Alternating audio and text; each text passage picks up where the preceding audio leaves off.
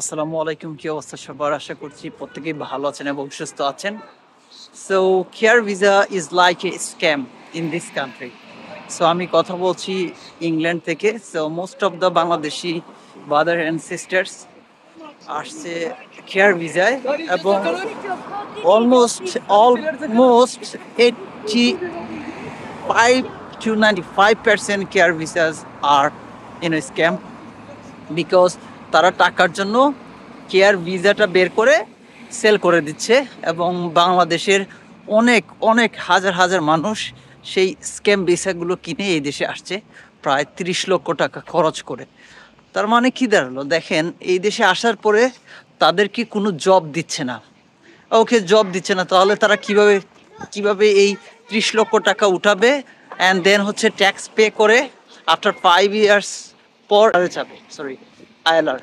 So সেজন্য মানুষ এখন এই জায়গাতে আসার পরে এতটা স্ট্রাগল করছে যে প্রতিদিন আমি অনেকগুলো পোস্ট পাচ্ছি যে আমাদের কমিউনিটি ইন দ্য ইউকের যে ফেসবুক পেজ আছে বা গ্রুপ আছে, সেখানে যে 7 মাস হয়েছে, 5 মাস হয়েছে, কোম্পানি লাইসেন্স চলে গেছে, কোম্পানি কাজ দিচ্ছে না। সো সে কি করছে, বিভিন্ন ধরনের ক্যাশ জবের ট্রাই করে হয়তো বা কোনো একটা ক্যাশ জব ম্যানেজ করছে। সো ওই ক্যাশ জবটা ম্যানেজ করার পরে মাসে ধরেন 800 পাউন্ড ইনকাম করার পরে তার গড় ভাড়া হচ্ছে 900 পাউন্ড, খাওয়া থাকা আরো 200 পাউন্ড, প্রায় 1100 পাউন্ড। সো সে কিন্তু এই যে 1100 পাউন্ড যে চলাফেরার জন্য সেটা ম্যানেজ করতে পারছে না।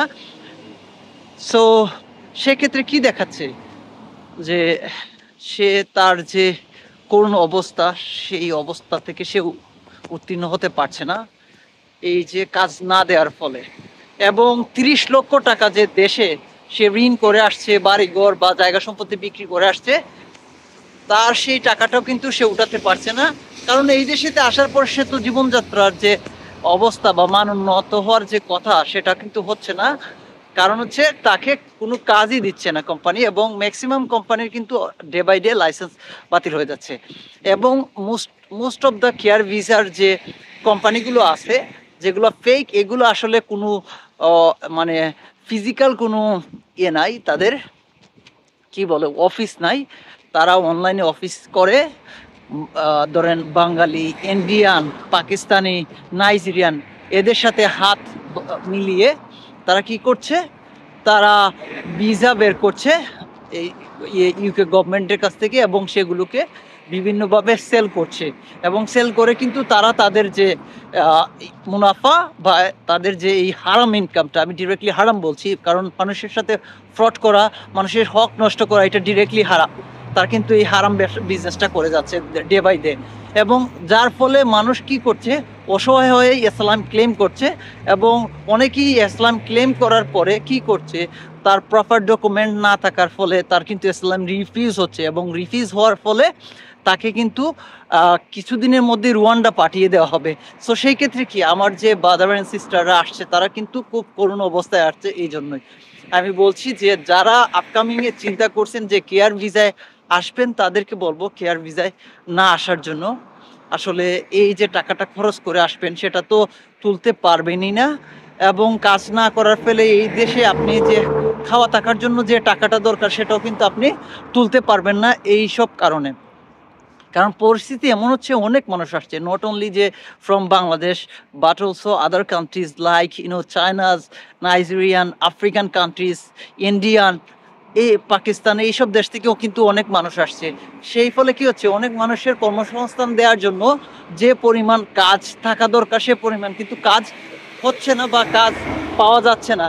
সেই জন্য কিন্তু অনেকগুলো জবের ক্রাইসিস সৃষ্টি হচ্ছে, এবং অনেকেই কিন্তু জীবনযাত্রার জন্য যে টাকা প্রয়োজন বা যে ফান্ডস প্রয়োজন সেটাও কিন্তু উপার্জন করতে পারছে না।